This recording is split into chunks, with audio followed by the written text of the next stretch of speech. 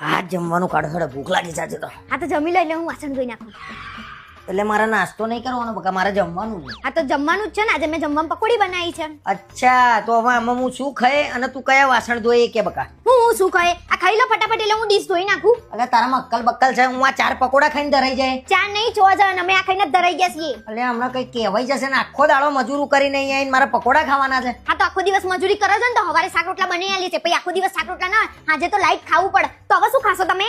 એટલે આ થાળો ભરીને દૂધ ને ખીચડી ખાવું છે મારે.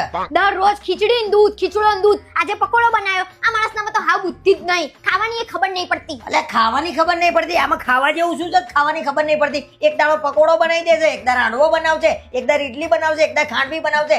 નાસ્તો ન તો એને જમવાનું કરી દે છે અને રાતે પછી ભૂખ લાગે છે. સારું, તો હું તમારા માટે ખીચડી મૂકી દઉં.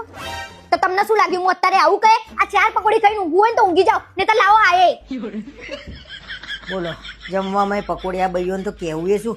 લાવો એક કામ કરો, એ પાછું લાવો, હું રમોડે ખાઈ જાય. લાવો. એટલે હું ખાઈ જાઉં છું, ખબર છે ને પછી મારો ગુસ્સો. આ ખબર છે, તૂટો નહીં પાંદડું, મારું નામ માંદરું. પકોડી હારી છે, બીજી છે? બીજી નહીં, તમારા માટે 6 જ રવા દીધી, તમને ભાવતી નહીં એટલે બાકી તો પડોશીને આલ દીધી. 4 પકોડી ખાઈને ઊંઘવું પડશે.